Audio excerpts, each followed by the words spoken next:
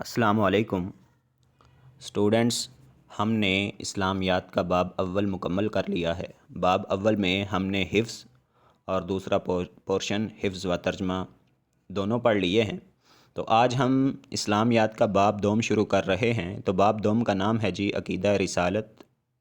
تو عقیدہ رسالت اس چیپٹر کا کوسچن نمبر 1 پڑھنے سے پہلے میں آپ کو بتانا چاہتا ہوں کہ عقیدہ رسالت میں کتنی چیزیں ہیں، یعنی کہ کتنی چیزوں پر یقین ہونا چاہیے۔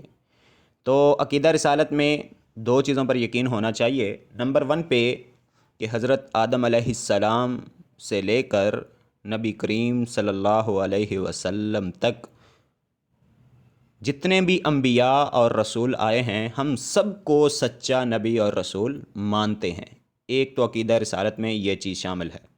اور نمبر 2 پہ جس چیز پر یقین ہونا چاہیے وہ یہ ہے کہ نبی کریم صلی اللہ علیہ وسلم یعنی کہ حضرت محمد صلی اللہ علیہ وسلم اللہ تعالیٰ کے آخری نبی اور رسول ہیں۔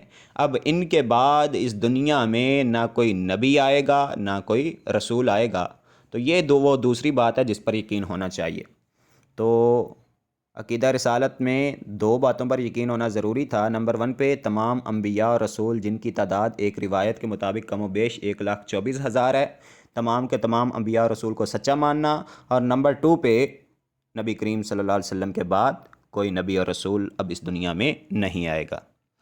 تو بچوں، اب ہم چلتے ہیں اپنے اس چیپٹر کے سوال نمبر 1 کی طرف۔ تو بچوں، یہ پیج نمبر 12 پہ آپ کی ایکسرسائز موجود ہے۔ تو سوال نمبر 1 لکھا ہوا ہے درج ذیل سوالات کے جوابات لکھیے۔ اس میں نمبر 1 پہ ہے عقیدہ رسالت سے کیا مراد ہے۔ تو اس سوال کا جواب آپ کے یہاں پہ پیج نمبر 9 پہ موجود ہے۔ تو پیج نمبر 9 پہ جو اس سوال کا جواب ہے، اس سوال کے جواب میں آپ کو 3 چیزیں پتہ چلیں گی، یعنی کہ 3 چیزوں کے بارے میں علم حاصل ہوگا۔ نمبر 1 پہ رسالت کسے کہتے ہیں، نمبر 2 پہ رسول یا نبی کون ہوتا ہے، نمبر 3 پہ عقیدہ رسالت کیا چیز ہے یا کسے کہتے ہیں۔ تو میں آپ کو مارک کر کے بھی بتا دیتا ہوں کہ یہ سوال کا جواب یہاں سے سٹارٹ ہوتا ہے اور اس کا جواب یہاں پہ اینڈ ہوتا ہے۔ تو یہ یہاں سے یہاں تک اس سوال کا جواب ہے۔ تو اگر ہم اس کو ریڈ کریں گے تو پھر ہمارے سامنے وہ چیز آ جائے گی جو ہمیں سیکھنی ہے۔ تو پہلے ہم اس کو ریڈ کرتے ہیں، پھر بعد میں آسان لفظوں میں بھی بتا دوں گا کہ اس سوال کا جواب اس میں کیا چیز بیان ہوئی ہے۔ تو انسان کی ہدایت کے لیے اللہ تعالیٰ نے اپنے نیک اور منتخب بندوں کو بھیجنے کا انتظام کیا ہے۔ تو اس چیپٹر کی لائن نمبر 2 سے یہ سوال شروع ہو رہا ہے۔ لائن نمبر 2 کے اینڈ سے دیکھیں گے تو وہاں سے یہ سوال کا جواب شروع ہو رہا ہے۔ میں دوبارہ ریڈ کر دیتا ہوں۔ انسان کی ہدایت کے لیے اللہ تعالیٰ نے اپنے نیک اور منتخب بندوں کو بھیجنے کا انتظام کیا ہے۔ یہی وہ انتظام ہے جسے دین اسلام میں رسالت کہتے ہیں، اور جو اس مقصد کے لیے بھیجا جاتا ہے اسے رسول یا نبی کہا جاتا ہے۔ رسالت ہی وہ ذریعہ ہے جس سے اللہ تعالیٰ کی صحیح پہچان ہوتی ہے اور اس کے احکامات کو درست طور پر سمجھا جا سکتا ہے۔ نبیوں کے آنے کے اس نظام پر یقین رکھنے کو عقیدہ رسالت کہتے ہیں۔ تو بچوں، یہ دیکھ لیں لائن نمبر 7، اس کا پہلا جو حرف ہے وہاں پہ اس سوال کا جواب اینڈ ہو جاتا ہے۔ تو اب اس سوال کے جواب میں سب سے پہلے آپ کو پتہ چلا رسالت کسے کہتے ہیں۔